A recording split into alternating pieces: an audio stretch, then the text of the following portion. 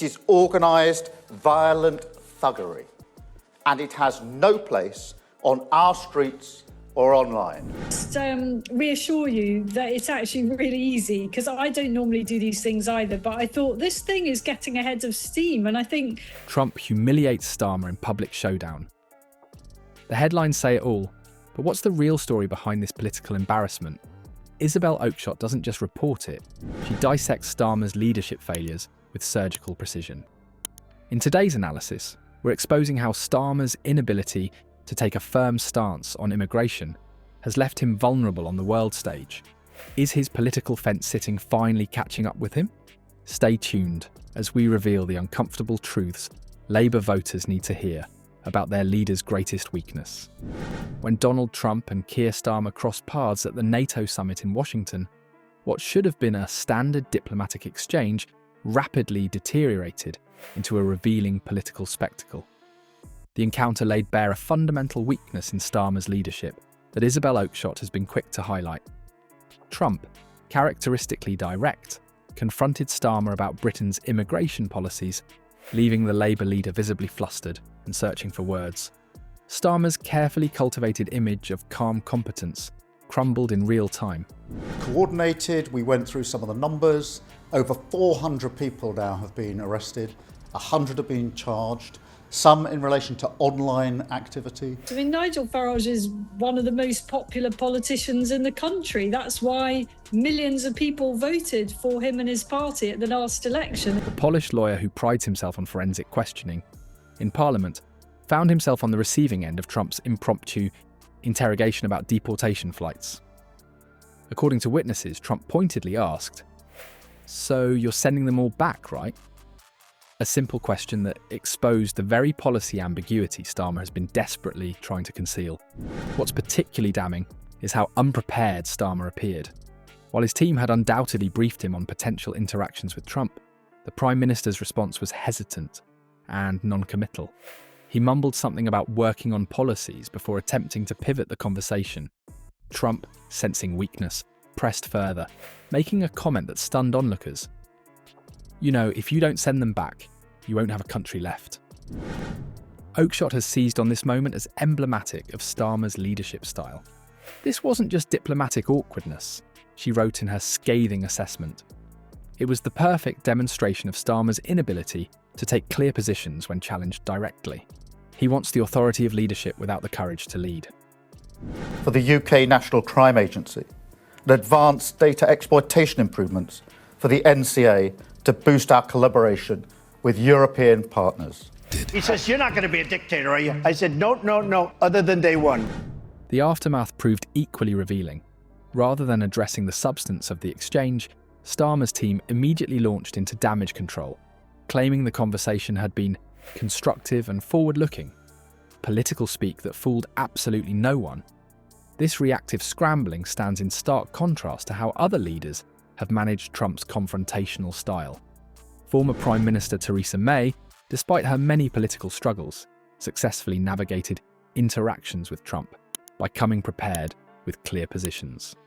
Even Boris Johnson, for all his faults, understood that meeting Trump's directness with clarity was essential. We're all in it together. The people who hurt your family finances swanning around in the House of Lords after giving tax cuts to the richest 1% that crashed our economy. Don't forget any of it. Bright, engaging, and yes, divisive figure than Keir Starmer. I mean, I know who I'd choose to have dinner with. Starmer, by comparison, appeared to hope he could simply avoid difficult questions altogether. Oakeshott's critique cuts to the heart of what she sees as Starmer's fatal flaw. A leader who cannot articulate his position on a fundamental issue, like immigration when challenged, isn't just unprepared. He's unworthy of the office he holds, she argued. This wasn't a gotcha moment, it was an opportunity for leadership that Starmer squandered, because he doesn't know where he stands. Beyond his NATO fumble lies a disturbing pattern that Oakeshott methodically exposes, one that's costing British taxpayers millions in what she scathingly refers to as political theatre. When examining Starmer's immigration policies, she doesn't just find inconsistencies, she uncovers a calculated strategy of deliberate ambiguity that's beginning to backfire spectacularly. Oakeshott's critique zeroes in on Starmer's habit of shape-shifting his immigration stance depending on who's listening. In meetings with progressive supporters, he softens his deportation rhetoric, emphasising humanitarian concerns. Yet when addressing working-class constituencies worried about immigration, he suddenly transforms into a hardliner, promising tough enforcement. Whatever the apparent motivation, this is not protest, it is pure violence, and we will not tolerate attacks on mosques or our Muslim communities. There are many things about Trump I don't like, but he managed to grab that feeling, and that's what a lot of people are crying out for in this country, aren't they?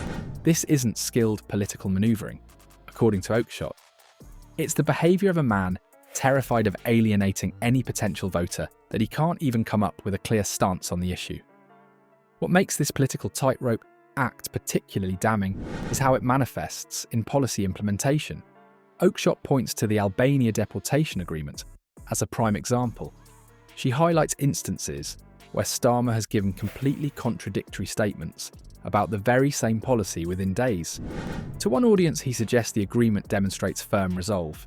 To another, he implies it's merely symbolic. This isn't nuanced politics, it's calculated duplicity. The financial implications of this fence-sitting approach reveal more than just indecision. Oakeshott calls the expenditures associated with Starmer's unclear immigration policies an absolute joke and a disgrace to British taxpayers. She specifically points to funds wasted on private jets chartered for Albanian deportees who never actually leave the country. Building to this for 4 years. We're confident we have a plan that can move our country forward, end the cost of living crisis. I understand the frustration. I'm more interested in saying the 44% of you that did not get your asses out to vote in the last general election are part of the reason we're in this mess. Meanwhile, UK-funded Albanian prison cells sit empty, and British-purchased police vehicles in Albania represent more questionable spending that fails to address the core immigration issues. This political hedging creates a vacuum where actual solutions should exist. Working-class Labour voters who expected clear immigration enforcement feel betrayed by Starmer's reluctance to commit to deportation policies. Simultaneously, progressive supporters grow increasingly uncomfortable with his occasional tough rhetoric. The result?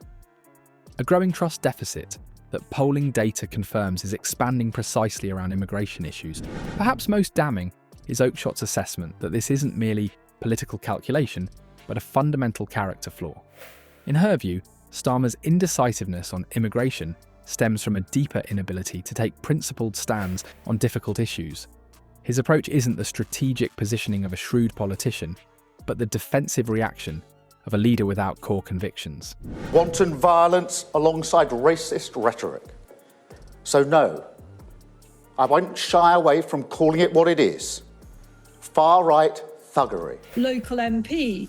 But it just doesn't feel like... I suppose with Boris there was some excitement around him, if we're casting back a few years now. Oakeshott's assessment cuts right to the core of Starmer's leadership deficiency. She identifies his cowardice and inability to make decisions as fatal flaws that will inevitably prevent him from weathering any significant political challenge.